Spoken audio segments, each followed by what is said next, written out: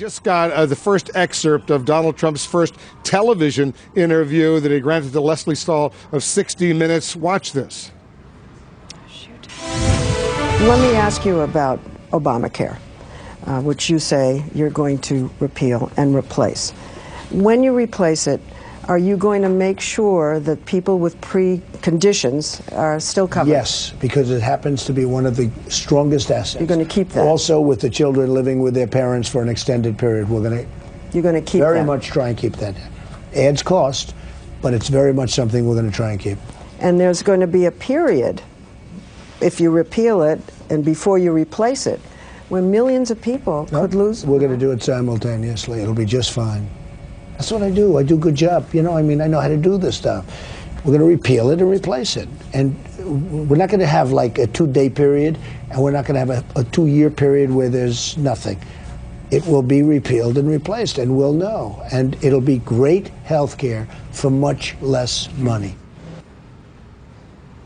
You heard, Jackie, the president-elect say he likes some parts of Obamacare, similarly to what he said in the Wall Street Journal, but he still wants to go on and repeal and replace and create a much better, cheaper system.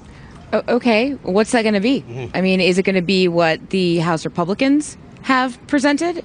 Is it going to be something else entirely? We don't know, because Donald Trump hasn't really given us any specifics over the course of this campaign. It's been a lot of rhetoric, not a lot of details. So we sort of have to wait and see. But you imagine if he's working with someone like Paul Ryan, maybe some of the stuff that the House Republicans have put forward will be what he ultimately embraces.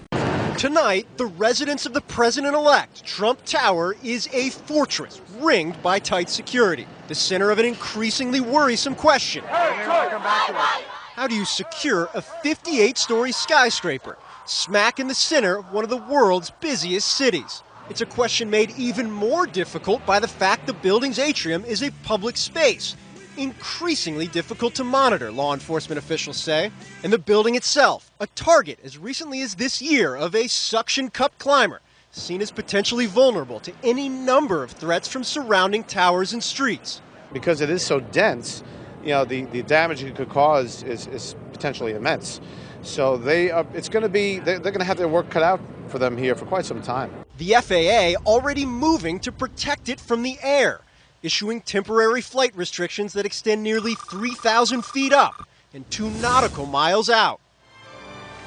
In the wake of election night, new cement barriers and sand-filled dump trucks line busy Fifth Avenue, pushing cars and the public further away.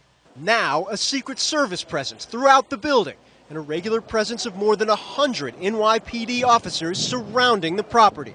A debate between Secret Service and NYPD officials still ongoing over even more restrictive actions to take.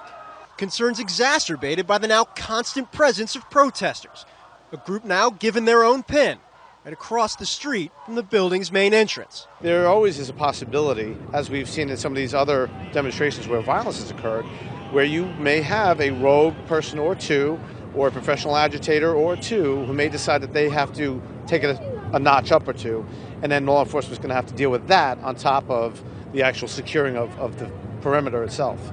Law enforcement officials acknowledge the challenge. There's no easy way to protect a building that reads Trump Tower and sits right in the middle of Fifth Avenue. Just days after the election, a shakeup inside the Trump transition team. Vice President-elect Mike Pence has taken over Trump's transition efforts, bumping New Jersey Governor Chris Christie down to vice chairman, along with Alabama Senator Jeff Sessions, former New York Mayor Rudy Giuliani, retired Lieutenant General Mike Flynn, Newt Gingrich, and Dr. Ben Carson. Sources say the move comes after infighting inside the transition over whether the team should hire previously anti-Trump Republicans, the so-called never-Trumpers, not to mention the still unfolding Bridgegate scandal in New Jersey. Mr. President, it was a great honor being with you. Another surprise for the new administration comes one day after Donald Trump met with President Obama. Following his conversation with the president, Trump is now open to keeping some portions of Obamacare, something he vowed to repeal during the campaign. Trump told the Wall Street Journal either Obamacare will be amended or repealed and replaced. But the incoming administration is facing a more pressing concern, the continued protests against the president-elect flaring up across the country. Look, I think everyone needs to just take a deep breath. RNC Chair Reince Priebus urged calm after the president-elect himself ratcheted up the tensions, returning to Twitter to complain. Just had a very open and successful presidential election. Now professional protesters, incited by the media, are protesting. Very unfair. A gripe he walked back, later tweeting, "Love the fact that the small groups of protesters last night have passion for our great country. We will all come together and be proud." But Senate Minority Leader Harry Reid says Trump must do more than just tweet. If this is going to be a time of healing, Reid says in a statement, we must first put the responsibility for healing where it belongs, at the feet of Donald Trump, a sexual predator who lost the popular vote and fueled his campaign with bigotry and hate. Priebus, who helped persuade Trump to stop tweeting at the end of the campaign and now a frontrunner for White House Chief of Staff, agreed demonstrators have a right to protest. I understand the First Amendment of the Bill of Rights. But this election's over now, and we have a president-elect who has done everything he can do over the last 48 hours to say, let's bring people together. CNN has learned Priebus and former campaign chairman Stephen Bannon are the leading candidates for the powerful chief of staff position, with a source telling CNN that signs are pointing to Priebus. And key staffing positions may be coming soon, though House Financial Services Chairman Jeb Hensarling, who's under consideration for Treasury Secretary, says he's still waiting to talk to Trump officials. I'm very excited about Donald Trump's economic agenda for America, fundamental tax reform, getting rid of bank bailouts, getting rid of Dodd-Frank, having better competitive trade deals. Just giving advice. Trump advisor and former New York City Mayor Rudy Giuliani now helping to lead Trump's transition team. Donald's been my friend for 28 years. All of my work on behalf of him has been out of great loyalty and friendship to him. I can see already how he is going to be a great president, and I'm glad I could play a small role. Before the election, dozens of GOP national security officials and experts declared in two separate letters that they would never work for a Trump administration. But sources tell CNN that many of those so-called never-Trumpers are coming back, even offering mea culpas. Still, Trump's innermost national security circle will be led by advisors who gave him early and unwavering support. The next president of the United States, Donald Trump. Giuliani, possible for Secretary of State, Chief of Staff, and telling CNN on Thursday, Attorney General. I certainly have the energy, and there's probably nobody that knows the Justice Department better than me. Senator Jeff Sessions. Donald, welcome to my hometown, Mobile, Alabama. A transition team leader and one of the first GOP senators to back Trump is also likely to land a plum job, including possibly Secretary of Defense. Donald J. Trump to be the next president of the United States. Retired General Michael Flynn offered Trump vociferous support and Hillary Clinton vociferous criticism throughout the campaign, including tweeting just 1 week before the election, quote, "You decide. NYPD blows whistle on new Hillary emails, money laundering, sex crimes with children, etc. Must read." Allegations that remain unsubstantiated. He is a possibility for senior posts, including National Security Advisor. His new national security postings will send the world revealing signals about his new foreign policy. Earlier this year, Trump said that he wasn't looking for people with the usual backgrounds. I also look and have to look for talented experts with approaches and practical ideas, rather than surrounding myself with those who have perfect resumes. Build a great wall. The wall just got 10 feet higher. Maybe someday they're going to call it the Trump Wall. The border between the United States and Mexico stretches nearly 2,000 miles. Nearly 700 miles of it is already covered with some form of border wall or steel fencing. But Donald Trump wants more. On day one, we will begin working on an impenetrable, physical, tall, powerful, beautiful southern border wall. Well, of course it can be done. Professor Michael Deere is an expert in city and regional planning and the author of the book Why Walls Don't Work. A large concrete structure, which might be 25 feet high, which should be very intensive in terms of resources and money. In fact, CNN has surveyed a number of civil engineers, architects, and academics about what may be most feasible. The wall would most likely need to be made of precast cement wall panels, 25 feet tall, 10 feet wide, 8 inches thick, requiring 339 million cubic feet of concrete.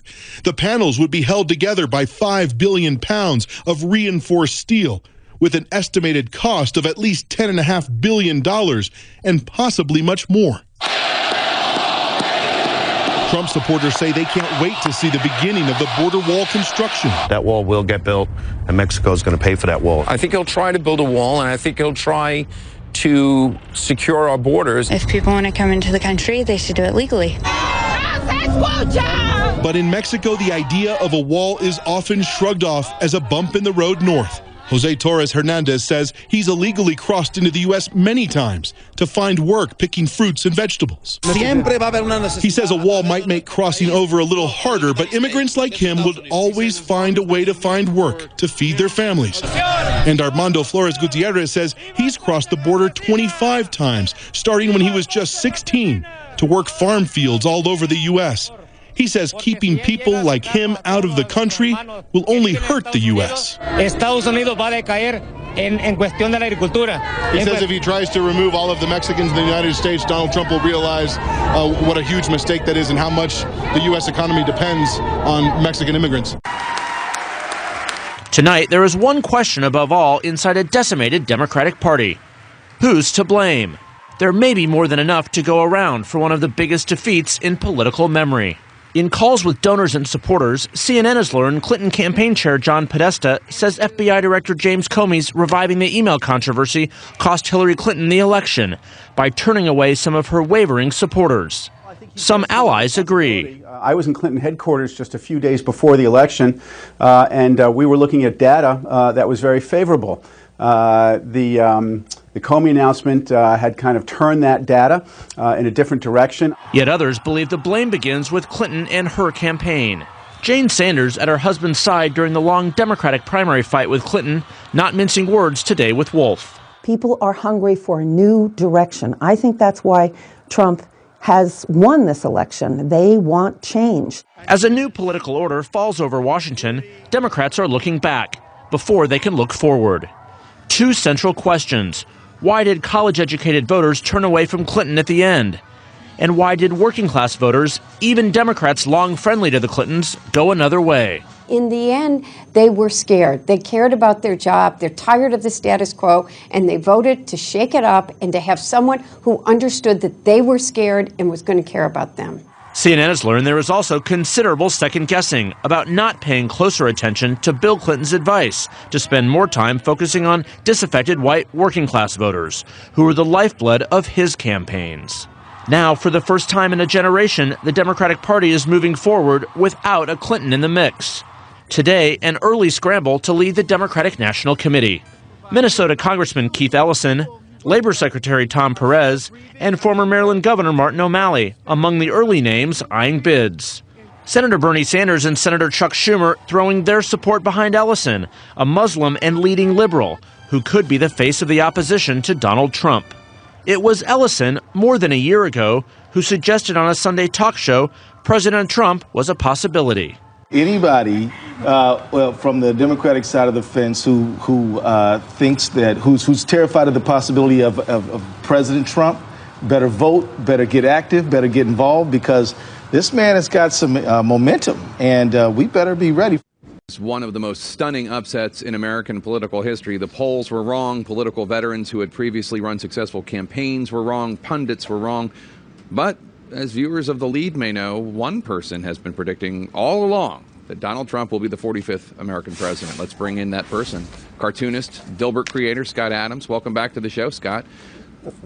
Thanks, Jake. So you predicted about a year ago that Trump would win because, in your view, he's a, quote, master persuader. Why do you think his persuasion skills were more effective?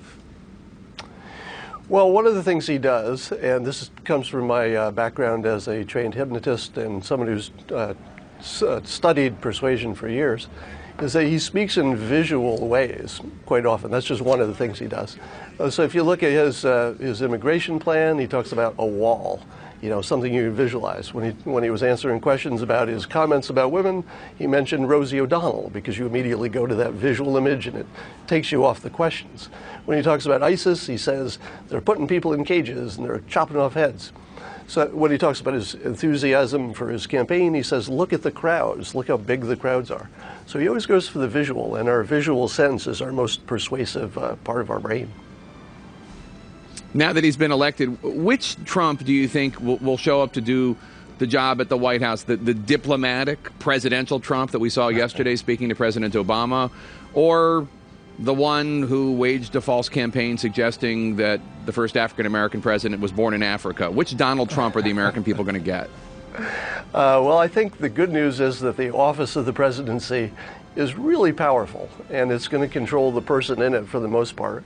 And the people are watching through social media and everything else, so there's that influence over him.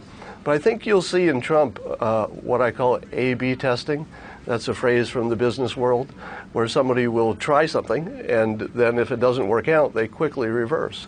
You've seen that with his immigration plan. It started out pretty extreme, but with the public's opinion weighing in, that backed off to something that's pretty close to what the current policy is. You saw when he misspoke about abortion and had about his opinion about punishing women who got illegal abortions. It took all of 24 hours for the public to say, that opinion doesn't work for us, and he immediately changed. So you see it again in Obamacare.